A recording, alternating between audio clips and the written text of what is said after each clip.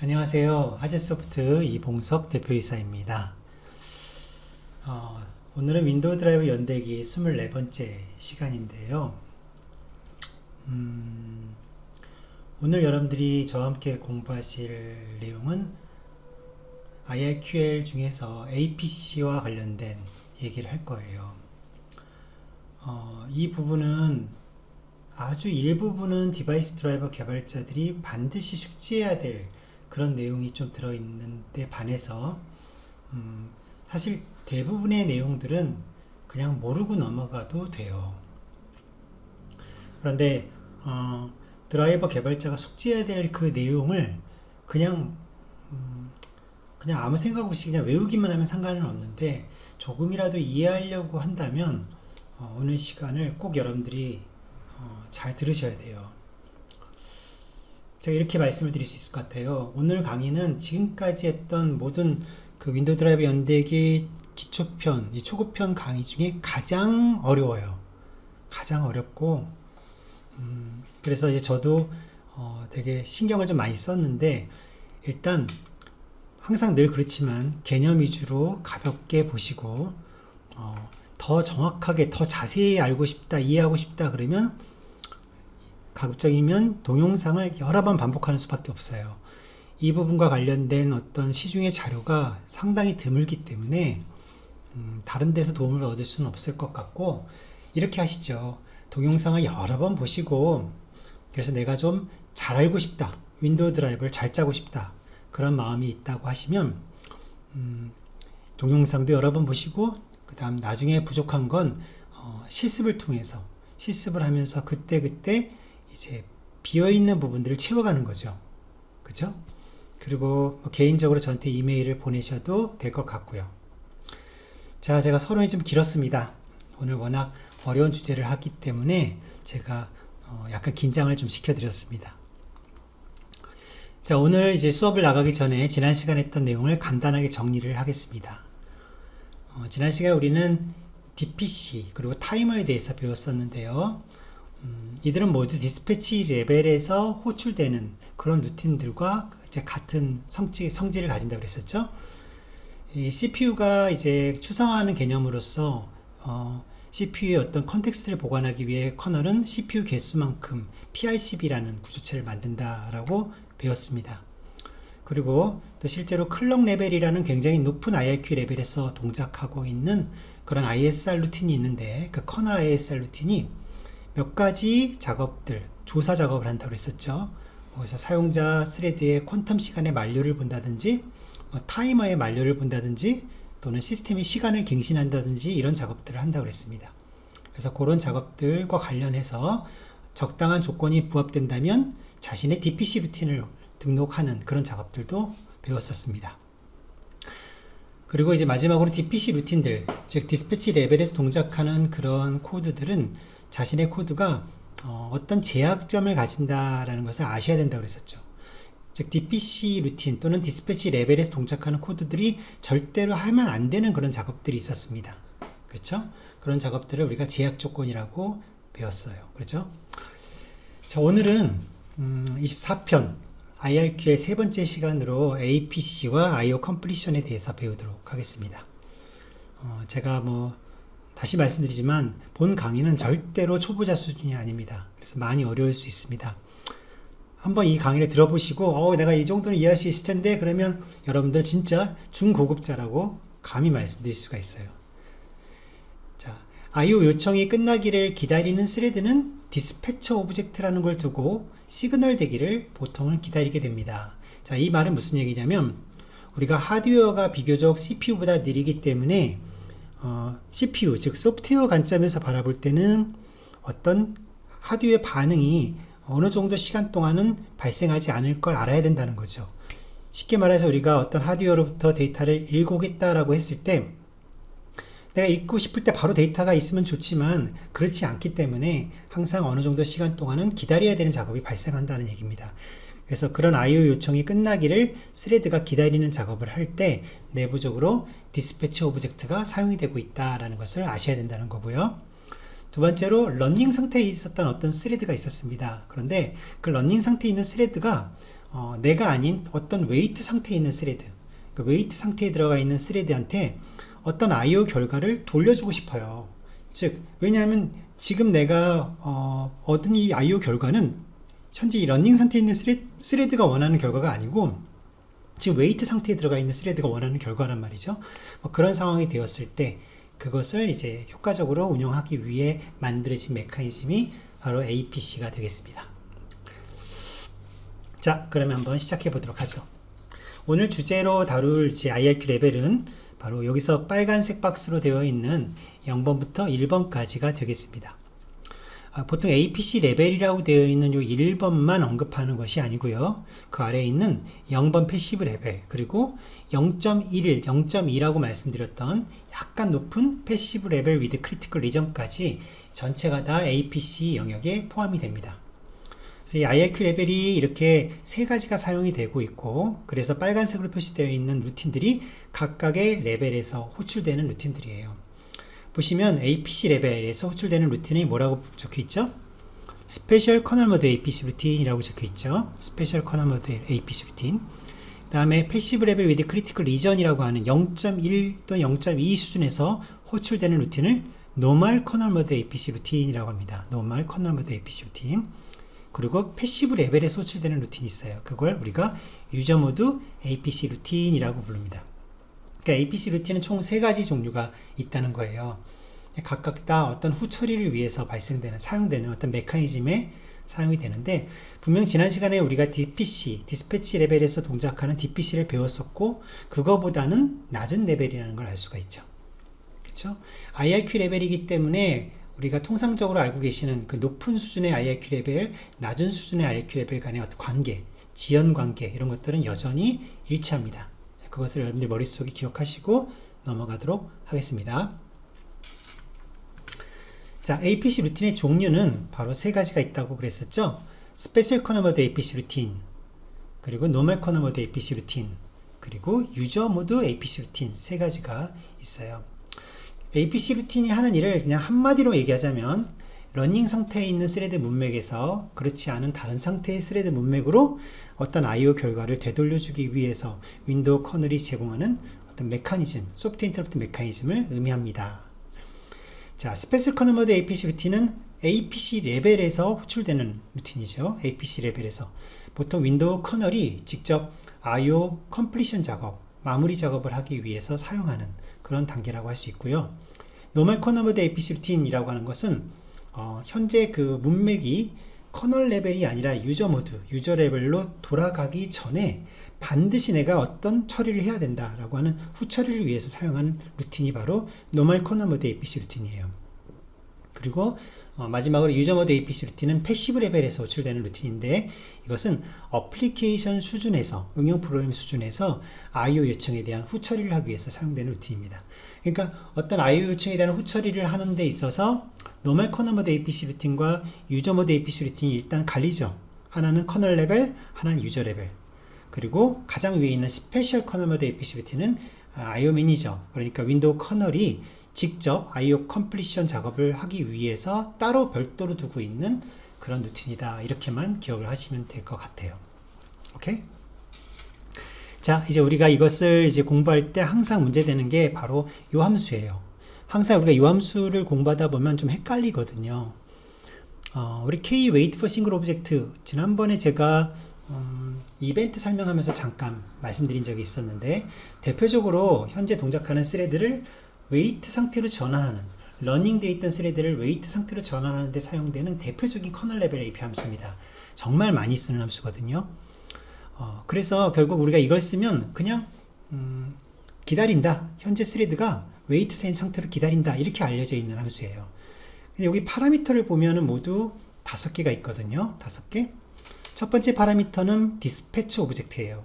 디스패치 오브젝트니까 결국 이 오브젝트가 있음으로 인해서 나중에 디스패처가 실제로 참조하게 되는 어떤 정보가 들어간다는 거죠. 결국 이 구조체를 가지고, 이 오브젝트를 가지고 웨이트 작업을 하고 또 시그널 되는 작업을 할 수 있다는 그런 얘기가 되는 겁니다. 결과적으로 우리는 이 오브젝트가 이벤트다 라고 얘기할 수도 있는데, 이벤트다 또는 뭐 타이머다, 스레드다, 이렇게 각각 이렇게 얘기할 수가 있어요. 그런데 이 오브젝트가 실제 어떤 시그널을 되는 작업, 시그널 되는 작업이 실제로 발생하면 이 웨이트 함수는 빠져나오게 되겠죠. 정상적으로. 그러니까 원래 이 웨이트 함수의 목적은 이 디스패치 오브젝트가 시그널 될 때까지는 돌아오지 않겠다. 그런 의미가 되는 겁니다. 아셨죠? 마지막 파라미터의 타임아웃이 있는데 타임아웃 값은 상대적인 값을 가집니다. 이 값은 양수를 가질 수도 있고 음수를 가질 수도 있는데 양수는 절대값, 그리고 음수는 상대값을 의미합니다. 단위는 10의 7승분의 1초, 굉장히 작죠? 10의 7승분의 1초. 그러니까 음수라는 것은 지금부터 이 정도 시간 이후에 라는 뜻이에요. 양수라는 것은 절대 시간. 뭐 2020 몇 년, 몇 월, 며칠, 몇 시, 몇 분, 몇 초, 뭐 이런 식으로 절대 시간을 여러분들이 주고 싶을 때는 양수 값을 주시면 된다는 거죠. 즉 타임아웃 값은 결국 이 이벤트 또는 이 오브젝트, 디스패치 오브젝트가 시그널이 되면 좋은데 오랜 시간 동안 시그널이 되지 않으면 계속해서 이 웨이트 함수가 기다릴 수밖에 없잖아요. 그래서 그것을 미연에 방지하기 위해서 개발자들은 타임아웃 값을 설정할 수 있습니다. 지정된 시간까지 기다리다가 안 되면 빠져나오겠다. 그런 뜻이 되는 거죠. 그죠? 자, 이제 문제는 나머지 3개의 파라미터가 있는데 이게 좀 헷갈린다는 겁니다. 일반적으로 드라이버 개발을 오랫동안 하신 분들도 좀 헷갈려요.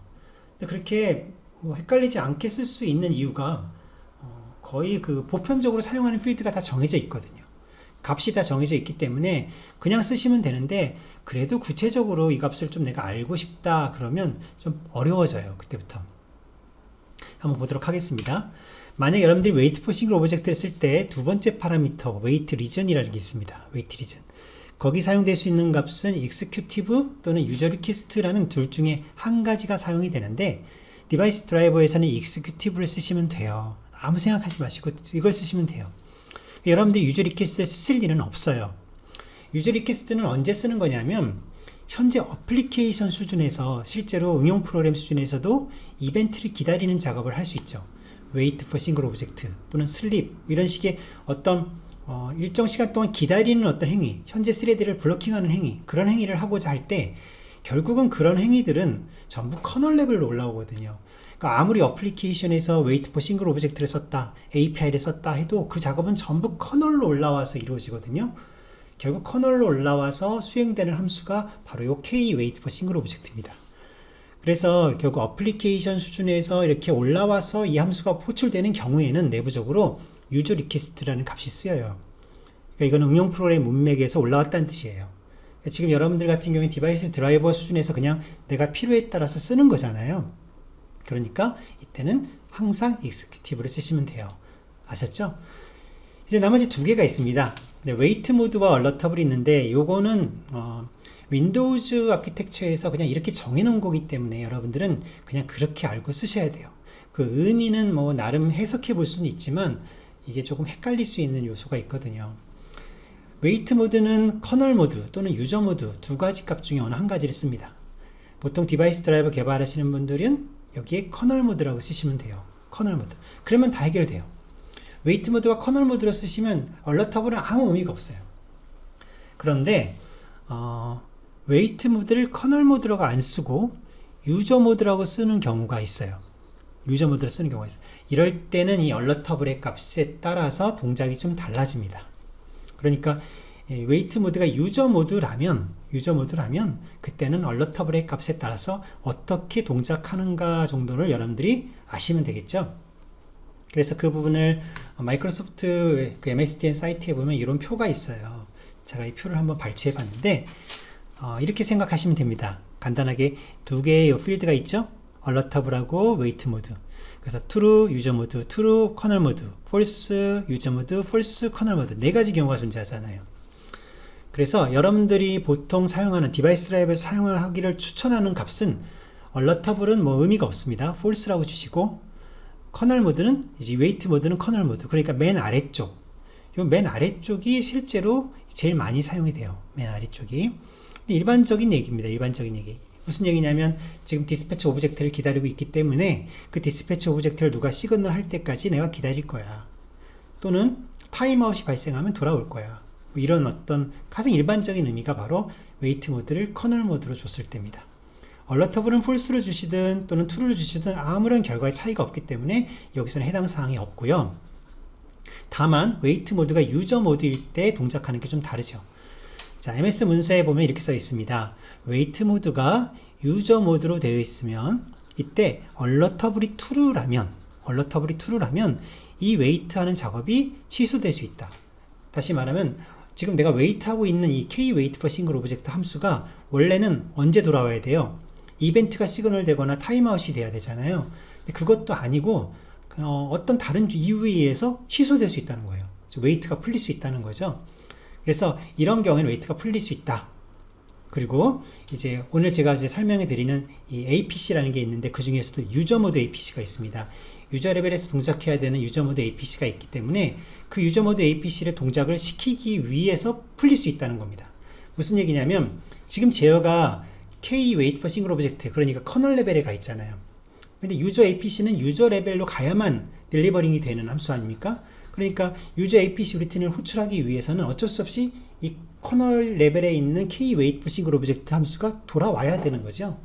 그러니까 유저 모드 APC 루틴에 대한 어떤 딜리버링 작업이 있다. 그럴 때도 이 k-wait for single object는 돌아올 수 있다는 거고, 또는 이제 어떤 이유에서 웨이트한 작업이 취소될 수 있다는 겁니다. 그래서 그 이유를 알고 싶으면 바로 세 번째 필드를 봐야 돼요. 세 번째 필드를 보면 얼러터블이 false일 때, 웨이트 모드는 유저 모드일 때 설명이 나와 있죠. 자, 보십시오.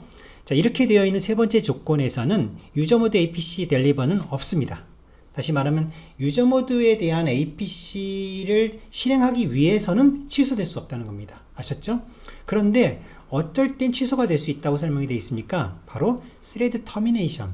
그러니까 외부에서 갑자기 thread를 종료시키겠다, 강제로 종료시키겠다는 신호가 외부에서 들어올 수 있다는 거예요. 그러면 이 thread는 지금 이벤트를 두고 뭐 기다리고 있는 도중이기 때문에 계속해서 기다릴 수는 없다는 거죠. 왜? 사용자는 thread를 종료하려고 하니까. 그래서 그런 경우에는 이 함수가 리턴 될 수 있다는 거예요. 즉 취소가 될 수 있다는 거죠. 이해 가시나요?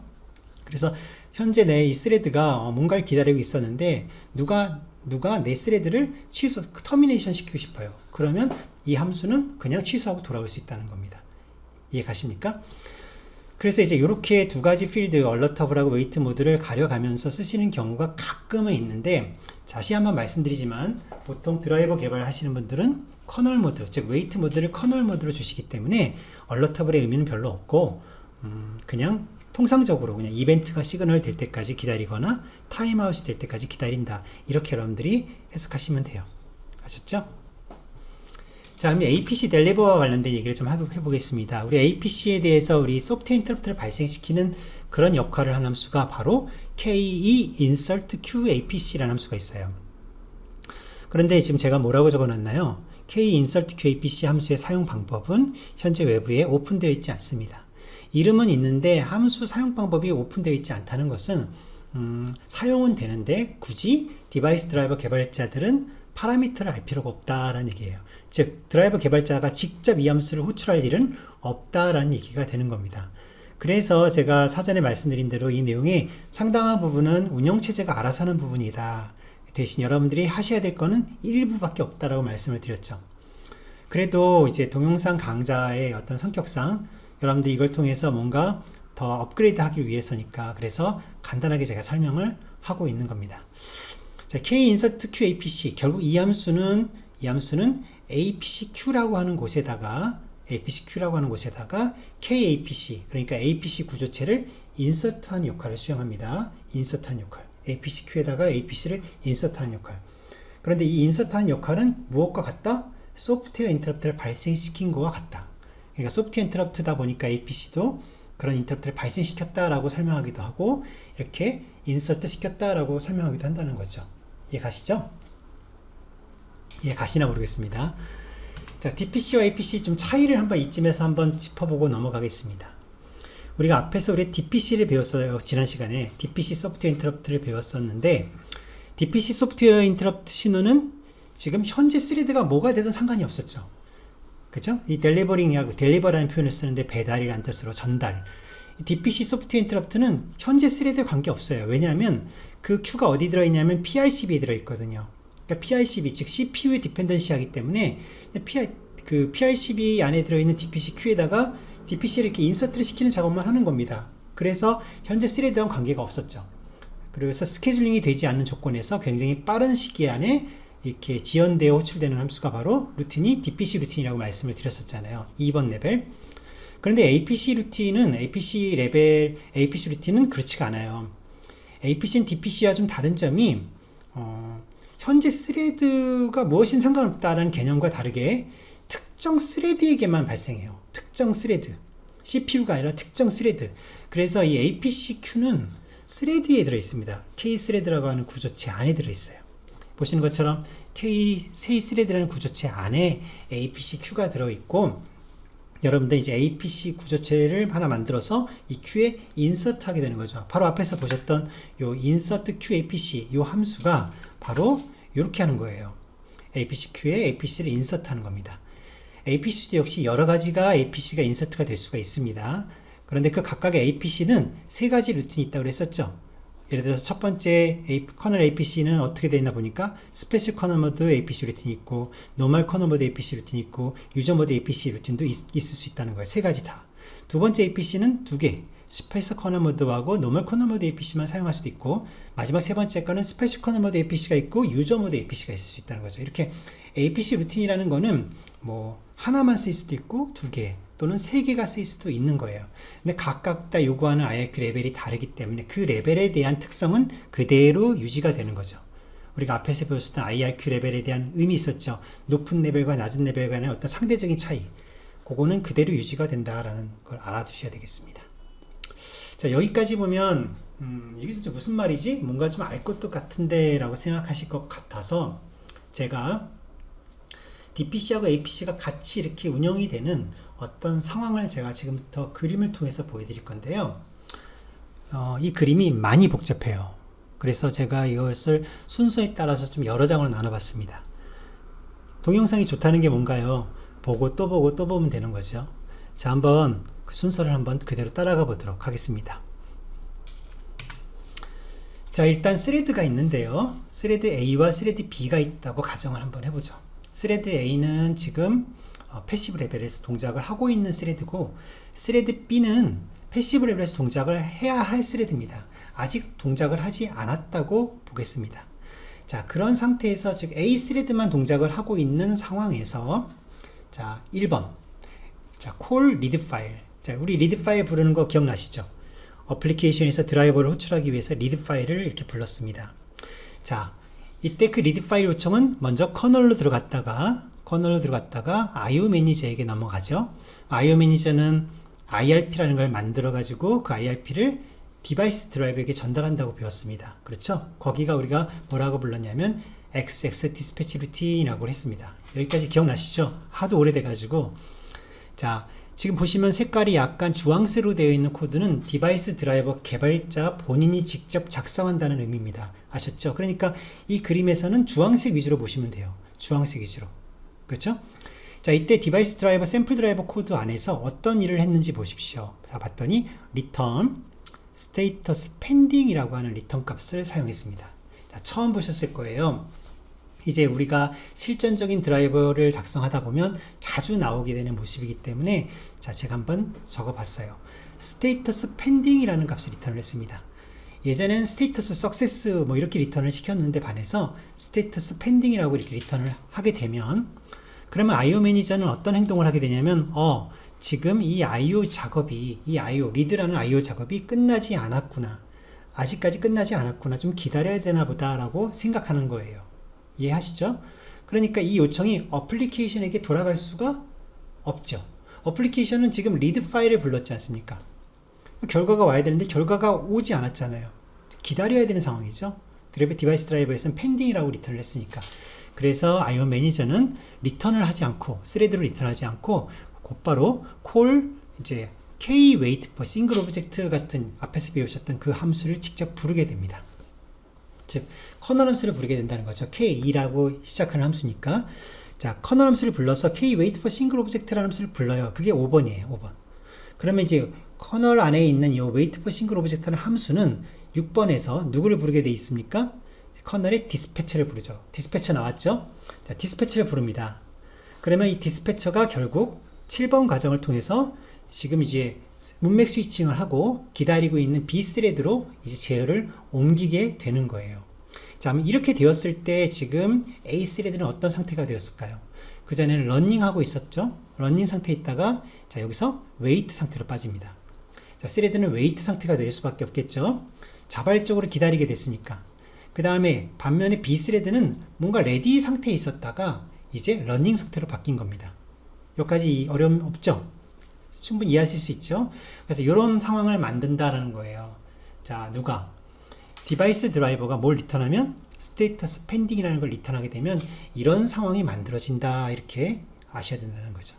즉 어플리케이션을 내가 짰지만 내 어플리케이션이 콜을 했는데 리드 파일이 리턴되지 않고 이런 상황으로 A 스레드가 어떤 상황으로 웨이트 된 상태로 바뀐다, 이렇게 아셔야 된다고요.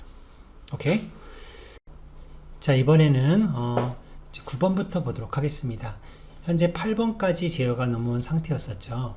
8번은 지금 A 스레드가 이제 러닝 상태에 있다가 웨이트 된 상태고, B 스레드가 레디 상태에 있다가 러닝이 된 상태죠. 바로 앞에 그림에서 보셨던 것처럼 이 상태에서 이어서 이제 9번부터 보도록 하겠습니다. 자, B 스레드는 자신의 의지와 상관이 전혀 없습니다. 자신의 코드가 이렇게 쭉 동작을 하다가 갑자기 9번, 즉 외부에서 인터럽트가 발생했다라고 가정을 해보죠. 그럼 하드 인터럽트가 들어왔습니다. 그러니까 자신의 코드가 이렇게 갑작스레 CPU가 선점돼 버리겠죠. 그래서 9번 제어는 커널로 들어갑니다. 자, 10번이 되겠죠. 자, 커널은 이제 인터럽트 서비스 루틴을 찾아서 호출해 줘야 되니까 11번. 자, 이럴 때 11번에 해당하는 ISR 루틴은 주황색, 그러니까 디바이스 드라이버 개발자가 직접 만들어야 될 코드라는 거죠. 자, 이 ISR 루틴에서는 이제 필요에 따라서 DPC 인터럽트, 자, 소프트 인터럽트를 발생을 시키지만 이 DPC가 실제로 루틴이 호출되는, 즉 델리버가 될 수 있는 조건은 안 되죠. 왜냐하면 현재 CPU가 하나인 상태에서 현재 IRQ 레벨이 DIRQ 레벨, 그러니까 훨씬 높은 레벨에 있기 때문에 DPC 루틴을 호출할 수 있는 레벨이 못 된다는 겁니다. 그러니까 ISR은 그대로 리턴을 하게 될 거예요. 자, 그러면 이 커널은 IRQ 레벨을 DIRQ 레벨에서 이제 낮춰야 되겠죠. 낮추는 과정 중에 DPC가 있네 하고 디스패치 레벨에서 딱 멈추는 거죠. 디스패치 레벨에서 딱 멈추고 DPC 루틴을 호출을 합니다. 자, 이제 드디어 또 주황색으로 된 코드가 나왔습니다. 자, 디바이스 드라이버 개발자들이 직접 만들어낼 코드예요. 자, 이 DPC 루틴 안에서 어떤 함수를 부르고 있습니까? 바로 IO complete request라는 함수를 부르고 있죠. 여러분들 이 함수는 예전에 디스패치 루틴에서 사용했던 함수예요. 예전에는 직접 명령을 받았을 때 바로 그냥 완료 요청을 했었잖아요. 리드 요청이면 바로 완료 요청, 라이트가 들어오면 바로 완료 요청. 그런데 이제 지금은 현실적인 시나리오를 쓰다 보니까 이제 그렇게 하지 않고 스테이터스 펜딩이라는 값으로 그냥 리턴을 시켰단 말이에요. 그렇기 때문에 드라이버 코드는 어디에선가 반드시 현재 내가 받은 IRP에 대해서 완료 요청을 해야 하는 겁니다. 그래서 그곳이 바로 어디냐면 지금처럼 DPC 루틴이 되는 거예요. 그러니까 그냥 공짜는 없다는 거죠. 반드시 받으면 반드시 해줘야 되는 게 있다는 거예요. 그래서 이 IRP에 대한 컴플리트 리퀘스트 작업을 어디서 했다? DPC 루틴에서 했다는 겁니다. 아셨죠? 자, 그럼 드라이버 개발자가 할 일은 다 끝난 거예요. 그렇죠? 드라이버 개발자 입장에서는 펜딩을 리턴해 놓고 나중에 ISR이 호출됐고 ISR에서 DPC 인터럽트를 발생시켜 놓고 기다렸다가 다시 DPC 루틴이 호출되면 그 안에서 뭘 하면 돼요? IO 컴플리트 리퀘스트만 부르면 할 일은 다 끝난 거예요. 여기까지만 드라이버 개발자는 알면 돼요. 자, 그런데 이제 좀 더 깊이 있게 보자면, 자, 이때 IO complete request라는 함수가 내부적으로 APC interrupt를 발생시킵니다. 자, APC interrupt는 DPC와 다르게 어떤 스레드를 대상으로 발생한다고 그랬었죠. 어떤 스레드가 있고 그 스레드를 대상으로 interrupt를 발생한다고요. 그런데 지금 그 스레드가 누구냐면 A 스레드예요. A 스레드. 현재 A 스레드가 무슨 상태에 있습니까? 웨이트 상태에 있죠. 13번을 보시면 바로 A 스레드가 웨이트 상태에 있는 거를 레디 상태로 바꾸도록 합니다. 그러니까 커널 디스패처는 지금 A 스레드가 웨이트 상태에 있단 말이야. 그 레디 상태로 바꿔야지 하고 바꿔놓기만 한다는 거예요. 이해 가시나요? 자, 이제 CPU가 하나밖에 없습니다. 지금 하나인 상태에서 가정을 한다면 지금 현재 IRQ 레벨이 무슨 레벨이에요? DPC, 디스패치 레벨이잖아요. 근데 APC 인터럽트가 델리버가 될 수 있습니까? 안 되죠. APC는 더 아래 레벨이죠. 그래서 IO 컴플리트 리퀘스트는 이제 그냥 돌아오게 되는 겁니다. 커널로 돌아오게 돼요. 자, 만약에 이런 작업들이 아니었다면 커널은 그 다음에 어디로 가는 게 수순이냐면, 자, 지금 디스패치 레벨에 가 있었으니까 이제 다시 또 IRQ 레벨을 밑으로 내려서 패시브 레벨로 만든 다음에 제어는 이렇게 B스레드로 가야 돼요. B스레드로. 이게 원래 수순이죠. 그런데 B스레드가 A스레드보다 우선순위가 낮다. 즉 A가 더 B보다 높다고 가정을 한다면, 그럼 상식적으로 생각해 봤을 때 B로 가는 것이 아니라 A로 가야 되죠. 왜냐하면 지금 B는 러닝 상태지만 A는 레디 상태에 있죠. 그런데 B가 아무리 퀀텀 시간이 남았다 하더라도 A 스레드가 우선순위가 높잖아요. 그러니까 이게 어떤 상식적으로 보더라도 퀀텀이 아무리 많이 남아있어도 B 스레드를 잠깐 멈추게 할 수밖에 없는 거죠. 그래서 이제 운영체제 입장에서는 A 스레드로 제어를 옮기는 작업을 하는 겁니다. 그게 바로 14번이에요. 자, 14번 호출을 하게 되면 커널 디스패처는 먼저 B스레드, 지금 돌고 있는 B스레드를 러닝 상태에서 레디 상태로 바꾸고, 그런 다음에 다시 A스레드를 레디 상태에서 러닝 상태로 바꾸는 겁니다. 그게 바로 15번이 되겠죠. 자, 이해 가시죠? 14번, 15번은 바로 그런 작업을 커널 디스패처가 한다는 것을 말씀드린 거고요. 자, 이제 문맥 전환이 되었습니다. 문맥 전환이 되었어요. 16번. 자, 어디로 돌아가는 걸까요? 이 돌아가는 화살표를 잘 보십시오. 어디로 돌아가는 걸까요? 자, 커널 디스패처는 이제 돌아가는 작업을 실제로 하면 그곳이 바로 K 웨이트 포 싱글 오브젝트라는 함수의 내부가 되는 거죠. 내부가 됩니다. 자, 이곳은 어디냐면 바로 앞에 그림을 보시면, 자, 앞에서 우리가 1번, 2번, 3번, 4번, 5번, 6번까지 보실 때, 자, 6번에서 웨이트 포 싱글 오브젝트 함수가 커널 디스패처를 불렀잖아요. 왜냐면 불러서 블러킹을 시킨 거죠. 현재 스레드를 웨이트 상태로 바꾼 거죠. 그러니까 여기서 가는 건 있는데 오는 게 없잖아요. 오는 게. 그러니까 이제 커널 디스패처가 돌아오는 거예요. 6번 다음으로. 그게 바로 16번이 되는 겁니다. 16번이 되는 거예요. 그래서 이렇게 돌아옵니다. 그럼 이제 웨이트 포 싱글 오브젝트 함수가 어떤 일을 하는가 봤더니, 제일 먼저 스페셜 커널 APC 루틴이라는 녀석을 불러요. 자, 스페셜 커널 APC 루틴은 IO 매니저가 두고 있는 굉장히 특별한 루틴입니다. 굉장히 많은 일들을 해주는데, 자, 이 루틴이 호출돼요. 스페셜 커널 APC 루틴. IRQ 레벨이 이제 얼마가 되는 거예요? APC 레벨로 내려간 거죠. 그렇죠? IRQL이 APC로 내려간 겁니다. 현재 스레드 A, 스레드 문맥에서 그 상태로 스페이스 커널 모드 APC 루틴이 호출되고, 여기서 필요한 후처리 작업을 쭉 합니다. 그러니까 IO 매니저가 해야 될 후처리 작업, 사용자에게 데이터를 돌려준다든지 상태값을 리턴한다든지 이런 모든 후처리 작업을 다 하고 나서 마지막에 바로, 자, 18번 보세요. Kset 이벤트를 시그널 하죠. 이 이벤트가 뭘까요? 이벤트. 바로 이 이벤트는 바로 이 K 웨이트 포 싱글 오브젝트라는 함수가 사용하고 있었던, 기다리고 있었던 디스패처 오브젝트가 되는 거죠. 그러니까 여기서 만약에 이렇게 셋 이벤트를 안 하게 되면 어떤 일이 벌어지냐면, 자, 19번으로 돌아온 다음에 K 웨이트 포 싱글 오브젝트 함수 입장에서는 실제로 이게 리턴을 하려면 이벤트가 시그널 돼야 되잖아요.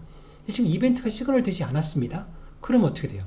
다시 또 현재 스레드를 블로킹 상태, 즉 웨이트 상태로 바꿔야 된다는 거예요. 또 다시 웨이트로 들어가 버립니다. 그런 일이 없도록 하기 위해서 여기서 스페셜 커널 APC 루틴에서는 Kset 이벤트라는 함수를 불러서 이벤트 시그널을 하고 있는 거예요. 아셨죠? 자, 이제 APC 레벨에서 이렇게 set 이벤트가 이루어졌고 19번 돌아갔습니다. 이 함수를 마치고 돌아온 겁니다. 스페셜 커널 APC 루틴을 마치고 돌아와서 20번. 자, 이제 이벤트가 실제로 시그널 됐기 때문에 제어는, 자, 어디로 돌아갑니까? IO 매니저로 돌아가죠. IO 매니저로. 자, 이 화살표도 한번 잘 보세요. 여기가 어디냐면 바로 앞에 그림에서 봤을 때 1번, 2번, 3번, 4번, 그런데 5번은 있는데 돌아오는 게 없잖아요. 그렇죠? 돌아오는 게 없잖아요. 그러니까 여기서 돌아오는 거예요. 이 함수를 호출한 다음 위치로 리턴하는 것. 그게 바로 20번이 되는 겁니다. 자, 이제 우리가 이 그림까지 우리가 살펴봤을 때 A 스레드가 이제 러닝 상태에 있다가 웨이트 상태로 빠졌다가 운영체제에 의해서 APC 메커니즘에 의해서 다시 이제 레디 상태로 갔다가 러닝 상태로 돌아오는, 그래서 A 스레드가 다시 깨어나는 상황까지 여러분들이 살펴보신 거예요. 이 과정을 만들 때 디바이스 드라이버에서 신경 써야 될 부분은 어떤 거였습니까? 첫 번째로 디스패치 루틴에서는 펜딩을 리턴한다. 펜딩 리턴한다. 두 번째, DPC 루틴을 따로 작성하셔가지고 그곳에서는 반드시 IO complete request라는 함수를 불러서 APC 인터럽트를 발생시켜야 된다. 요것만 디바이스 드라이버가 신경 써야 될 부분이다 라고 말씀을 드렸죠. 그죠? 자, 이제 마무리를 해보도록 하겠습니다. 자, 20번까지 제어가 내려온 상태로 이제 그 다음에 어떻게 되나 보도록 하죠. 자, 그 다음 그림을 보면, 자, 이제 IO 매니저는 하던 일을 마치고 돌아가야 되죠. 커널로. 21번입니다. 자, 21번 그림은 또 뭐 때문에 생긴 걸까요? 21번은 맨 처음에 그림에서 2번이 있었지 않습니까? 2번. 즉, 이렇게 내려왔던 이 그림 2번에 대한 반대 작업이 되겠죠? 2번에 대한 반대 작업. 돌아가야 되니까. 그게 바로 21번. 이제 커널은 이제 또 돌아갑니다. 22번. 22번은 뭐 굳이 다시 보자면 1번에 대한 반대 작업이 되겠죠? 결국 사용자에게 결과가 돌아가는 작업이 되는 거죠. 어플리케이션은 이제 리턴이 되는 거죠. 리드 파일이 리턴이 됐습니다. 이제 결과를 받았으니까 이제 IO가 작업이 다 끝났다라고 생각을 할 거예요. 자, 현재 스레드 A가 우선순위가 높지만 제가 일전에 말씀드린 대로 이렇게 다이내믹하게 우선순위가 바뀌는 레이어에 있는 애들은 항상 본인이 계속 CPU를 가지지 못한다고 그랬었죠. 적당한 어떤 알고리즘이 동원이 돼서 우선순위가 작다 하더라도 한 번쯤은 CPU를 가질 수 있게 해준다고 그랬었잖아요. 그래서 그게 바로 여기 있는 23번입니다. 지금 B스레드가 레디 상태에 가 있지만 우선순위가 낮다는 이유에서 좀 억울하잖아요. 그러니까 빨리 B스레드를 실행시켜 줘야 되겠죠. CPU가 하나라면. 그래서 23번에서 적당한 시간이 된 뒤에, 적당한 시간이 돼서 조건이 되면 또다시 커널 디스패처로 제어가 넘어갑니다. 여러분들 이거 기억나시죠? 이런 경우는 우리가 이제 타임, 그 ISR, 우리 앞에서 배웠던 그 클럭 인터럽트가 발생했을 때, 그때 그 클럭에 의해서 인터럽트가 들어오니까 그런 작업에 의해서 커널 디스패처로 넘어간 거죠. 자, 그러면 이제 23번 이렇게 내려간 거예요. 이 작업은 A스레드 입장에서는 예상치 못한 작업이죠. 그쵸? 자, 커널 디스패처로 들어가면 커널 디스패처는 어디로 돌리고 있습니까? 24번 커널로 돌립니다. 이 커널은 어디냐면 여기 24번은 앞에 그림을 넣어보자면 여기 바로 전 그림에서 14번에서 15번을 부를 때 이 그림입니다. 이 그림의 반대로 돌아와야 되잖아요. 그렇죠? 그래서 이렇게 돌아옵니다. 이렇게 돌아오기 위해서 커널 디스패처가 하는 작업을 잠깐 보니까 먼저 A 스레드를 러닝 상태에서 다시 레디로 바꾸고 B 스레드를 레디 상태에서 러닝으로 바꾸고 그런 상태로 문맥 스위칭이 전환된 상태로 제어가 이렇게 내려왔다는 얘기죠. 이제 커널은 원래 하려던 작업, 옛날에 원래 하려던 작업 25번 돌아가야 되지 않습니까? 그래서 B 스레드로 돌아가는 25번, 26번 이렇게 돌아가는 작업을 이제 이어서 할 수 있다는 거죠. 자, 어때요? 이해 가시나요? 어떻게 돌아가는지 파악되시죠? 그죠? 자, 이렇게 우리가 흘러간다고 보시면 전체적인 그림을 이해할 수 있습니다. 자, 1번부터 이렇게 26번까지, 다시 말하자면 1번부터 시작해서 요 흐름상에서 26번까지 오는 과정, 이것은 사실 어떻게 보면 훨씬 더 현실적인 과정이에요. 평상시에 계속 일어나는 과정이에요. 이 과정에 동참하기 위해서 만약에 이걸 디바이스 드라이버가 일일이 다 고려해야 된다 그러면 코드가 아주 복잡해지지만 드라이버 개발자들의 편의를 위해서 운영체제 IO 매니저가 이것을 대신해 주는 겁니다. 어떻게 하면 되는 거예요? IO 매니저는 어떤 요청이 들어오면 디스패치 루틴에서 어떻게 하면 돼요? 스테이터스 펜딩 리턴 하면 돼요. 그러면 이제 무엇을 책임져야 돼요? 나중에 언젠가는 내가 직접 뭘 불러야 됩니까? IO 컴플리트 리퀘스트를 반드시 불러야 된다는 생각을 가지고 있어야 된다는 거죠. 이 IRP에 대해서. 그래서 지금 이 그림에서는 본인이 설정한 ISR과 그리고 DPC 루틴을 통해 가지고 내가 여기서 IO 컴플리트 리퀘스트를 부름으로써 지금 웨이트 상태에 있는 스레드 A를 깨워서 결과를 되돌려주는 그런 결과를 만들었다는 거죠. 즉 이 결과에서 가장 중요한 부분이라고 하면 결국 IO 매니저가 이 모든 걸 다 숨겨놓고 자기가 알아서 다 관리를 한다는 것을 알 수 있죠. 바로 스페셜 커널버드 APC 루틴이라는 게 있어서 후처리 작업을 다 마무리를 하고 실제 셋 이벤트까지 때려준다. 이것을 우리가 알 수 있다는 겁니다. 자, 그럼 이제 이번에는 APC 소프트 인터럽트와 스레드 웨이크에 대해서 마무리하기 전에 하나만 더 살펴보고 끝내겠습니다. APC 소프트 인터럽트가 실제로 전달이 되면 스레드가 깨어나요. 그렇죠? 근데 이건 맞아요. 그런데 기억할 거는 뭐냐면 이 스레드가 깨어난다고 해서 걔가 기다리는 디스패처 오브젝트가 시그널 된 건 아니란 말이에요. 그렇죠? 앞에서 제가 말씀드렸던 내용인데 IO 매니저의 스페셜 커널버드 APC 루틴이 있어서 걔가 실제로 디스패처 오브젝트를 시그널 했기 때문에 웨이트 작업에서 나올 수 있었던 거지, 그냥 APC라고 하는 소프트 인터럽트가 전달됐다고 하면 그거는 디스패처 오브젝트가 시그널 된 건 아니에요. 그러니까 어떻게 되어 있습니까? 해당하는 스레드가 디스패치 오브젝트를 기다리고 있는 조건이 만약에 여전히 조건이 있다면 디스패치 오브젝트가 진짜로 시그널 돼야지, 시그널 되지 않으면 스레드는 또다시 웨이트 상태로 빠진다는 거죠. 즉 다시 말하면 k-wait for single object 함수가 디스패치 오브젝트를 지금 기다리는 행위로 인해서 현재 스레드를 웨이트한 상태로 만들었기 때문에 다른 스레드 문맥에서 아무리 소프트웨어 인터럽트가 전달됐다고 해도 디스패치 오브젝트가 시그널 된 건 아니기 때문에 잠깐 동안은 그 대상이 되는 스레드가 깨어날 수는 있지만 또다시 웨이트 작업으로 들어가게 된다는 거예요. 그래서 깨어나는 이유는 뭐라고 할 수 있습니까? 왜 깨어난다? 이유는 딱 한 가지입니다.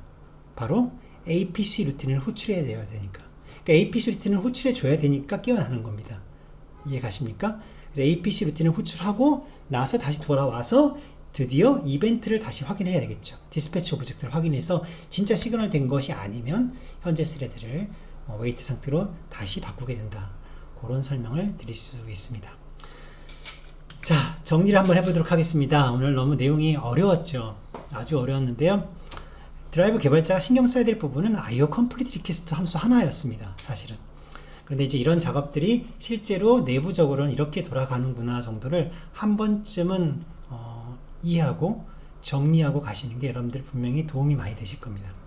자, 정리하자면 APC는 IO 컴플리션 작업을 위해서 운영체제가 사용하는 특별한 메커니즘입니다. APC 루틴은 APC 레벨이라고 하는 그 IRQ 레벨도 있고 그 아래에 두 개가 더 있었죠. 그래서 그런 곳에서 존재하는 세 가지 형태의 APC 루틴이 존재한다는 말씀을 드렸고요. 드라이버 개발자는 IO 컴플리션 작업을 위해서 뭐만 부르면 된다? IO 컴플리트 리퀘스트 함수만 부르시면 된다. 이것만 여러분들이 기억하시면 될 것 같습니다. 오늘 너무 힘들었습니다. 저도 말씀드리는 저도 힘들었고 이해하시는 분들도 많이 힘들었을 겁니다.